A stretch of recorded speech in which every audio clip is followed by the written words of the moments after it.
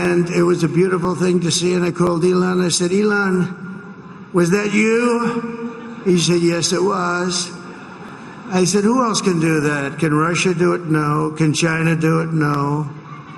Can the United States do it other than you? No. Nobody can do that. I said, that's why I love you, Elon. That's great.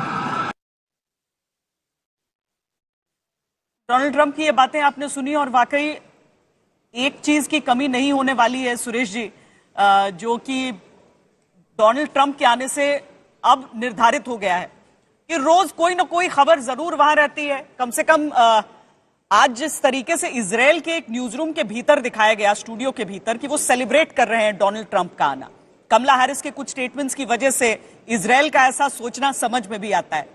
यही आपको लगता है कि क्या Donald Trump की भूमिका ऐसी हो सकती है जो दुनिया में जो दो बड़े संकट इस समय चल रहे हैं, इजराइल में और दूसरा यूक्रेन और रूस के बीच, उनका खात्मा हो सकता है, उनका पटाक्षेप हो सकता है?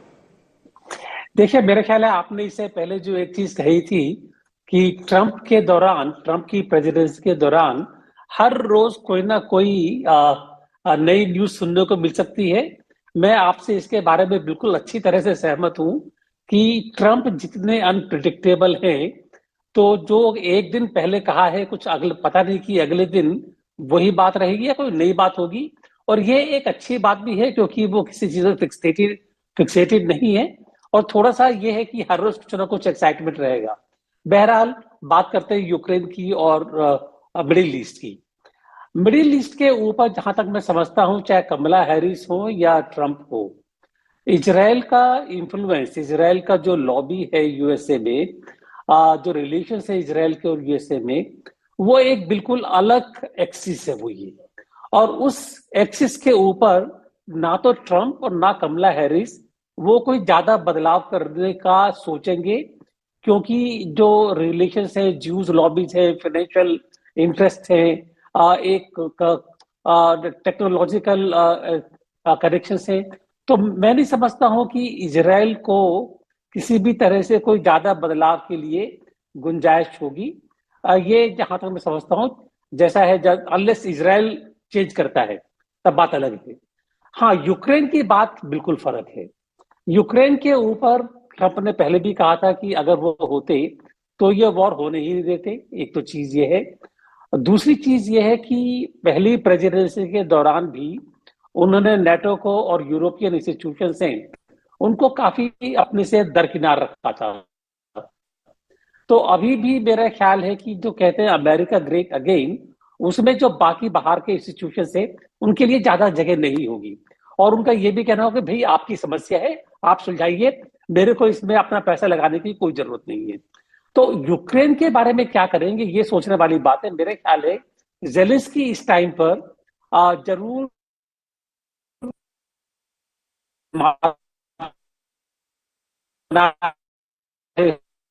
होंगे कि ट्रंप बने हैं, अगर खत्म नहीं हो जाए तो वो, लेकिन उसका युद्ध के ऊपर क्या असर पड़ेगा?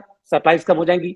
रशिया खुश है कि ट्रंप आ गए हैं, उनको अपना यूरोप में एक जो है असर बनाए रखने के लिए जगह मिल जाएगी। तो मैं समझता हूँ कि यूक्रेन का तो असर पड़ेगा कुछ, उसमें कम होने की। मिडिल ईस्ट पर मैं नहीं समझता खास फर्क पड़ने वाला है। श्वेता, कट कर आ रही है जो आखिरी हिस्सा जो ज़ेलेंस्की का खासकर आपने कहा, लेकिन प्रसून जी ये बताइए कि एक तो दुनिया के अलग अलग युद्ध हो गए, लेकिन दूसरी चीज हो गई चीन। हाल में हमने देखा कि कैसे अपना संगठन मजबूत रहे, इसीलिए रूस की तरफ से भी ये कोशिशें रही और भारत और चीन के बीच जो एलएसी का स्टैंड ऑफ है उसे खत्म किया गया और कहा गया भाई एकदम शांति है और सब कुछ शांत माहौल में होगा। पर डोनाल्ड ट्रंप जो चीन के बारे में रुख रखते हैं और डोनाल्ड ट्रंप जो भारत को एक शांति दूत वाले विकल्प के तौर पर देखते हैं इस पूरे क्षेत्र में, इस पर क्या प्रभाव पड़ेगा? भारत, चीन, अमेरिका। आई थिंक भारत के लिए ये एक बहुत बड़ी अपॉर्चुनिटी है पूरी शताब्दी के लिए। दो चीज़ों में महत्वपूर्ण रहेगी। एक, जैसा आपने एलन मस्क का नाम लिया, तो एक नई चीज़ वो रहेगी कि इनकी टेक्नोलॉजी पॉलिसी, जो इंफॉर्मेशन वॉर आप कह सकते हैं, उस पे क्या स्टैंड रहेगा, और उसी के साथ चाइना +1 की जो स्ट्रैटेजी है जो ट्रम्प के दौरान आई थी, उससे भारत को काफी फायदा होने वाला है, इंक्लूडिंग टेक्नोलॉजी। और इससे जो क्रिटिकल इमर्जिंग टेक्नोलॉजी जो खासकर वो डिफेंस में, उसमें तो काफी फायदा होने वाला है। और भारत ने जो पिछले 4 सालों में कर लिया है जो डिफेंस मैन्युफैक्चरिंग, उसको बूस्ट मिलेगा अगर ट्रम्प इनको हेल्प करता है, और वो चाहेगा कि भारत एक समर्थ पार्टनर रहे एशिया पैसिफिक और इंडो पैसिफिक में।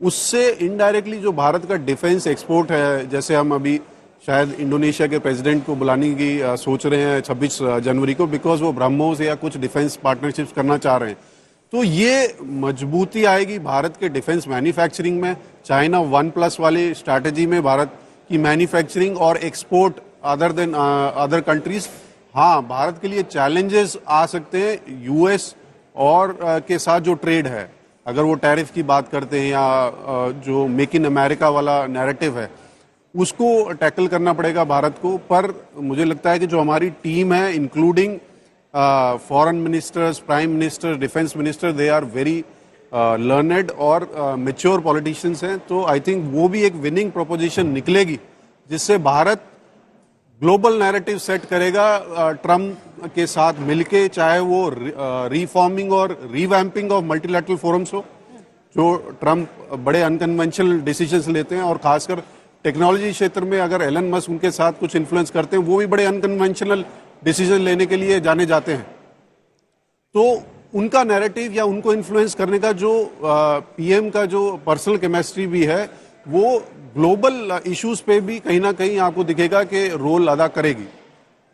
अर्थव्यवस्था के हिसाब से रोविंद जी, सेम चीज मैं आपसे पूछना चाहती हूँ। जो चीजें ऐसा लग रहा था हमें कि चीन की तरफ से शिफ्ट होकर भारत की तरफ आएंगी, उस